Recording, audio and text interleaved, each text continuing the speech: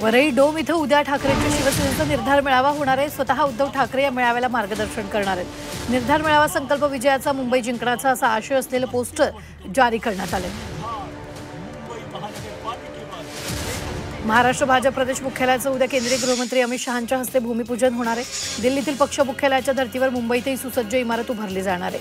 मुख्यमंत्री देवेंद्र फडणवीस, प्रदेशाध्यक्ष रवींद्र चव्हाणांसह इतर महत्त्वाचे नेते उपस्थित राहतील। निवडणुकीनंतर एकनाथ शिंदेंचा पक्ष भाजपात विलीन होणार असा खळबळजनक दावा खासदार संजय राऊतांनी केला। मोदी शहांचा शिंदेंना विलिनीकरणाबाबत आदेश असंही राऊतांनी म्हटलंय। खासदार संजय राऊतांच्या वक्तव्यावर भाजपनं पलटवार केला। राज्यसभेच्या बदल्यात राऊत ठाकरेंचा पक्ष काँग्रेसमध्ये विलीन करणार असल्याचा हल्लाबोल नवनाथ बन यांनी केला। आता नीट रहा, स्थानिक स्वराज्य संस्थांच्या निवडणुकीत तुमचा टांगा पलटी झाल्याशिवाय राहणार नाही असा इशारा शिवसेना सचिव राम ढेपाळ यांनी दिला। संजय राऊत यांनी बोलण्यापेक्षा काम केलं पाहिजे अशी टीका त्यांनी राऊतांवर केली। तीनही पक्ष या महाराष्ट्र जैन बोर्डिंग प्रकरणावरून काँग्रेसनं मुरलीधर मोहोळांवर हल्लाबोल केलाय। मोहोळांची कंत्राटदार कंपनीत भागीदारी आहे। मोहोळांचा राजीनामा घेतला पाहिजे अशी मागणी काँग्रेस नेते विजय वडेट्टीवार यांनी केली आहे। निवडणुकीत मतांसाठी जनतेला विकास निधी बंद करण्याची धमकी देणं म्हणजे मंत्र्यांचं फेल्युअर असल्याचा टोला वडेट्टीवारांनी नितेश राणेंना लगावला। तसंच निधी हा सरकारचा असतो, कुणाच्या मालकीचा नाही असा टोलाही वडेट्टीवारांनी लगावला।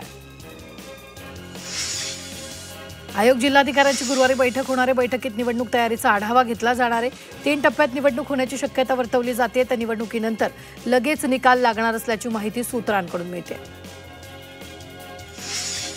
बिहारमधील मतदार यादी छाननी पूर्ण झाल्यानंतर आता निवडणूक आयोगाने देशव्यापी SIRची तयारी सुरू केलेली आहे। पुढच्या आठवड्यात याबाबत घोषणा होणार। 2026 मध्ये विधानसभा निवडणुकीला सामोरं जाणाऱ्या राज्यांना पहिलं प्राधान्य असेल। महाराष्ट्रासह काही राज्यात स्थानिक स्वराज्य संस्थांच्या निवडणुकांनंतरच ही प्रक्रिया सुरू होईल।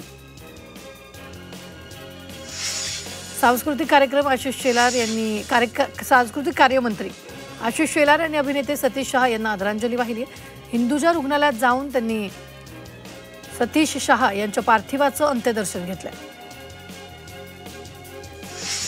अभिनेते सतीश शहा यांच्या निधनानंतर सलमान खाननं दुःख व्यक्त केले।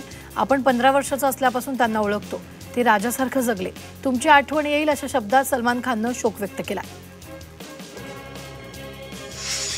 ऐतिहासिक उंचीवर पोहोचलेल्या सोने चांदीच्या दराचा फुगवटा आता ओसरू लागला। 4 दिवसात सोनं 8,000 स्वस्त झालंय, तर मागील काही दिवसात चांदी थेट 38,000 गडगडली आहे। दरातील मोठ्या घसरणीनंतर सोनं प्रतितोळा 1,21,000 खाली आले, तर चांदी ही प्रति किलो 1.5 लाखांच्या खाली आली आहे।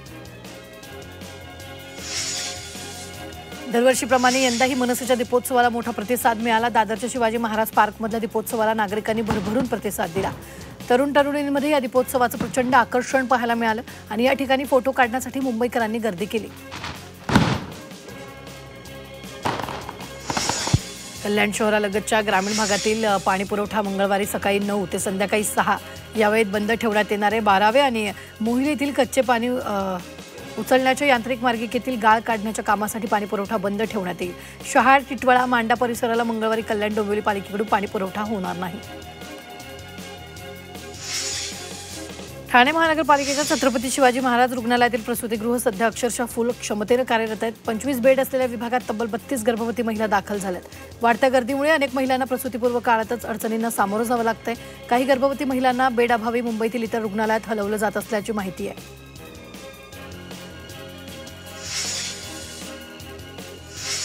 देशातील औषध निर्मिती प्रक्रियेत वापरल्या जाणाऱ्या धोकादायक सॉल्व्हेट्सच्या पुरवठा साखळीवर आता सरकारनं डिजिटल नियंत्रण आणलेले।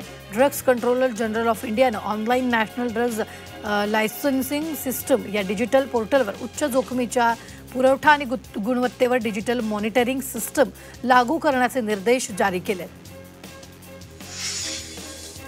डिजिटल अरेस्ट या सायबर फसवणुकीचे प्रकार दिवसेंदिवस वाढत चाललेत। यामध्ये अमेरिकेत राहणाऱ्या भारतीय तरुणीने 84 लाख रुपये गमावले।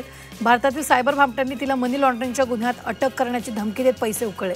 या प्रकरणी तरुणीनं पोलिसात गुन्हा दाखल केला असून तपास सुरू आहे।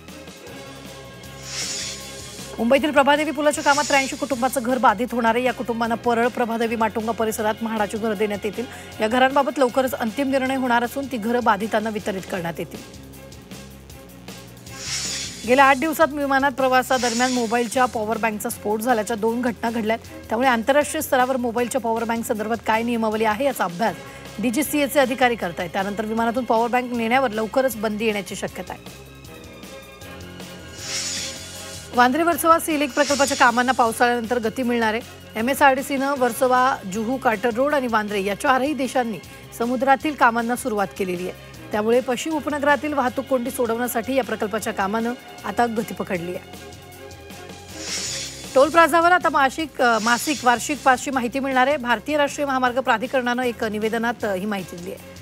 तर प्रादेशिक कार्यालयांना राष्ट्रीय महामार्गावर असलेल्या सर्व टोल प्लाझावर पासची तपशीलवार माहिती ठळकपणे प्रदर्शित करण्याचे निर्देश दिले. नवी मुंबईच्या हवा गुणवत्ता निर्देशांकात कमालीची सुधारणा झाली. केंद्राच्या प्रदूषण नियंत्रण मंडळाच्या समीर ॲपनुसार नवी मुंबईतील हवा अधिक स्वच्छ श्रेणीत नोंदवली गेली. शहरातील हवेचा गुणवत्ता निर्देशांक केवळ 42 इतका नोंदवला गेला. आग्नेय बंगालच्या उपसागरात खोल दाबाचा पट्टा निर्माण झाला. गेल्या काही तासांमध्ये ही प्रणाली 6 किलोमीटर वेगानं पुढे सरकते. पुढील 24 तासात मोन्था चक्रीवादळात रूपांतरित होण्याची शक्यता आहे. पुढील 2 दिवस पुणे शहरासह जिल्ह्यात आणि घाटमाथ्यावर जोरदार पावसाची शक्यता वर्तवली जाते. तर पुणे वेधशाळेनं येलो अलर्ट दिला. 48 तासांचा अलर्ट मुंबईसह उपनगरांना हवामान विभागानं पावसासह वादळी वाऱ्याचा अंदाज दिला. बदलापूरला पुन्हा एकदा परतीच्या पावसानं झोडपून काढले. पावसामुळे मध्य रेल्वेची वाहतूक 15 ते 20 मिनिटं उशिरानं सुरू होती. या पावसाचा फटका रेल्वे प्रवाशांसोबत व्यापारी आणि शेतकऱ्यांना बसला. शहापूर आणि कल्याण ग्रामीण भागाला पावसानं अक्षरशः झोडपून काढले. अनेक भागात वादळी वारा आणि विजांच्या कडकडाट पावसानं हजेरी लावली.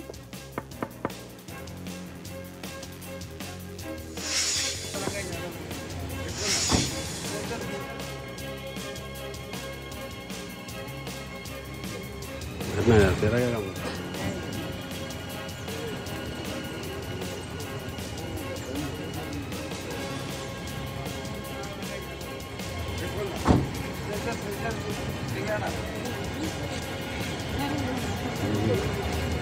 तेरा क्या काम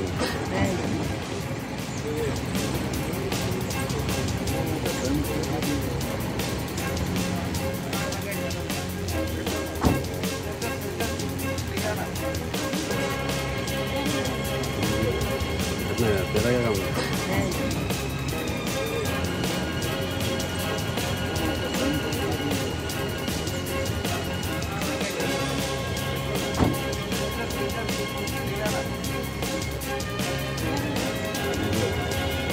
तेरा क्या काम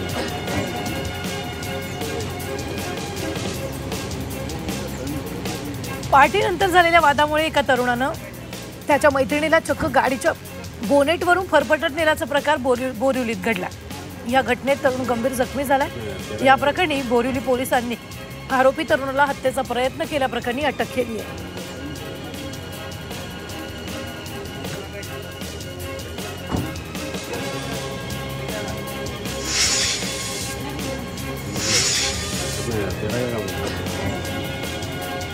गुन्हेगारीच्या पार्श्वभूमीवर कल्याण डोंबिवलीत पोलिसांनी कोम्बिंग ऑपरेशन राबवलंय. यावेळी दहशत माजवणाऱ्या गावगुंडांची धरपकड करण्यात आली. गेल्या काही दिवसात हाणामारीच्या घटना वाढल्या होत्या.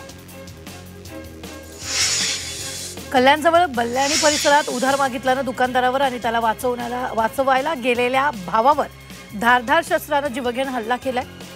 स्थानिकांनी धाडसानं मध्यस्थी केली आणि हल्लेखोरांकडून धारदार शस्त्र हिसकावून घेतलं. त्यामुळे दोघांचा जीव थोडक्यात वाचलाय. डोंबिवली रेल्वे स्टेशन परिसरात KDMCनं धडक कारवाई करत अनधिकृत फेरीवाले बाहेरपर्यंत स्टॉल लावणाऱ्या दुकानदारांवर कारवाई केली. दुकानाबाहेर बांधलेली बेकायदेशीर शेड JCBच्या सहाय्यानं तोडण्यात आली आहे. नालासोपाऱ्यात ड्रग्सचा कारखाना उद्ध्वस्त करण्यात आलाय. पेल्हारमधील ड्रग्स कारखान्यावर पोलिसांनी धाड टाकली आहे. 14 कोटींचं ड्रग्स जप्त करण्यात आलं असून 5 आरोपींना अटक करण्यात आली आहे. भिवंडीतील रामनगर परिसरात डोंगरीपाडा डम्पिंग ग्राउंड जवळ भीषण अपघात झाला. एका वाहनाचा ब्रेक फेल झाल्यानं हा अपघात झाला. या अपघातात 4 दुचाकी आणि एका सायकलचं नुकसान झालं. सुदैवानं या घटनेत कोणतीही जीवितहानी झाली नाही. नंबर भी नहीं दिख रहा है गाड़ी में बहुत।